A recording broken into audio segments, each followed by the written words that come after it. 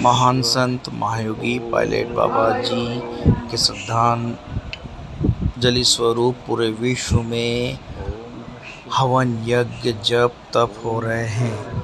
इसी तारतम्य में ताल नगर जिला रतलाम मध्य प्रदेश में बाबा जी के भक्तों के द्वारा जप एवं भगवान शिव के अभिषेक बाबा जी के श्रद्धांजलि स्वरूप किया गया और बाबा जी की सीखों को याद किया गया। बाबा जी की मुख्य सीखों में से एक थी कि आप हमेशा जब भी समय मिले यज्ञ में भाग लें और ओम नमः शिवाय मंत्र का जप करें। अतः भक्तों ने उनकी याद में यहाँ पर मंदिर में भगवान शिव का रुद्राभिषेक किया, उसके पश्चात हवन किया एवं ओम नमः शिवाय का जप सामूहिक रूप से किया गया।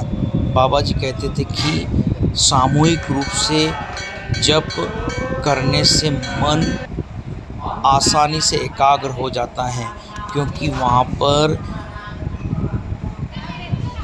मिली हुई ऊर्जा आपका मन आसानी से लगा देती है। अतः यदि आपका मन अकेले बैठकर साधना में नहीं लगता है तो सामूहिक साधना का कार्यक्रम बनाइए और भगवान का जप आरंभ कीजिए। बाबा जी हमें बताते थे कि वैसे तो हम जप कहीं पर भी कैसे भी कर सकते हैं। यदि आप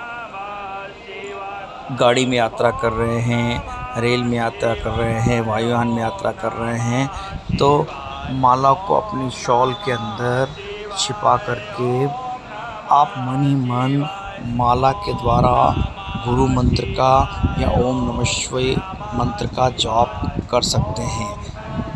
ये तो अनौपचारिक जप है जो आप किसी भी स्थिति में कर सकते हैं। बस हमें यह ध्यान रखना है कि रात्रि 12 से 3 हमें गुरु मंत्र या किसी भी मंत्र का जप नहीं करना है। रात्रि 12 से 3 हम ध्यान कर सकते हैं, लेकिन जप करना उस समय निषेध है। लेकिन अनुष्ठान के रूप में आप जब भी जप करें, यदि आपने 1.25 लाख गुरु मंत्र या 1.25 लाख ओम नमः शिवाय जप का यदि आपने संकल्प लिया है तो फिर नियत स्थान पर बैठ कर के आप जप करें और उस अनुष्ठान को पूर्ण करें। जब भी बाबा जी का पूजन उनके भक्त करते थे तब वे असहज हो जाते थे और वे हमेशा यह कहते थे कि आपको पूजन भगवान शिव या किसी देवी देवता का करना चाहिए, ना कि गुरु का। केवल गुरु की आत्मा ही पूजनी है, उसका शरीर नहीं। यह बाबा जी की उच्च शिक्षाएं हैं। फिर भी हम बाबा जी के प्रति सम्मान स्वरूप उनका पूजन करते हैं। बाबा जी अपने भक्तों को कहते थे कि गुरु एक ब्रिज है जो तुम्हें रास्ता बनाता है। उस ब्रिज पर से चढ़कर के तुम इस भवसागर को पार कर जाओ और ईश्वर को प्राप्त कर लो।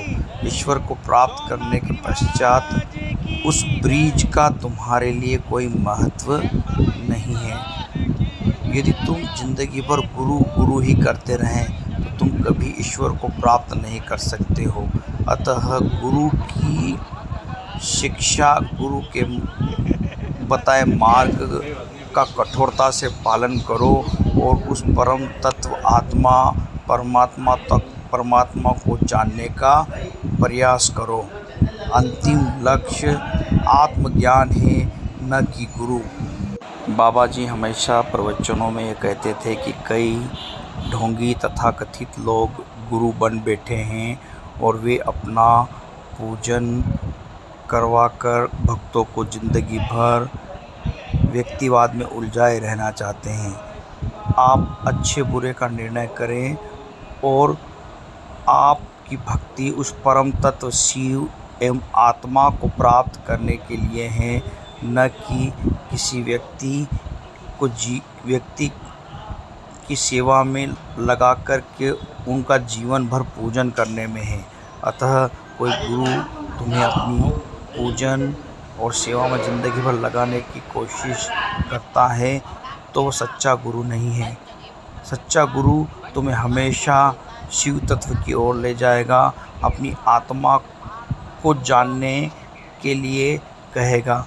अतः हमेशा गुरु के बताए हुए मार्ग पर चलो, ना कि गुरु जप करके व्यक्तिवादी बन जाओ।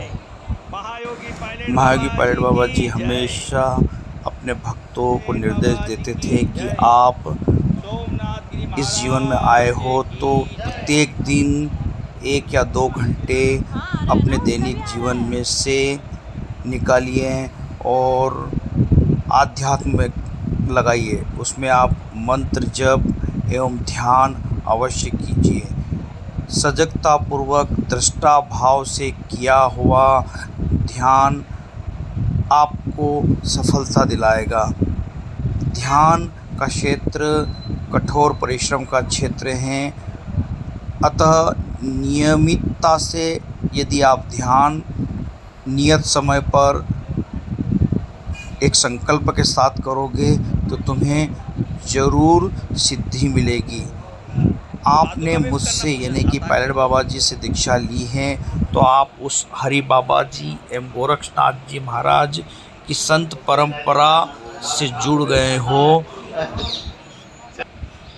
जो एक दिन आपकी लगातार भक्ति में लगे रहने से उस परम तत्व से ज़रूर मिला देगा। अतः लगातार गुरु मंत्र का जाप करें, बाबा जी के कथन अनुसार यज्ञ में भाग लें, खूब मंत्र जप करें और शंका के समाधान हेतु वर्तमान में बाबा जी उपलब्ध नहीं हैं तो उनके सन्यासी शिष्यों के साथ रहने का प्रयास करें। ओम नमः शिवाय, ओम नमः शिवाय। जय महायोगी पायलट बाबा जी की।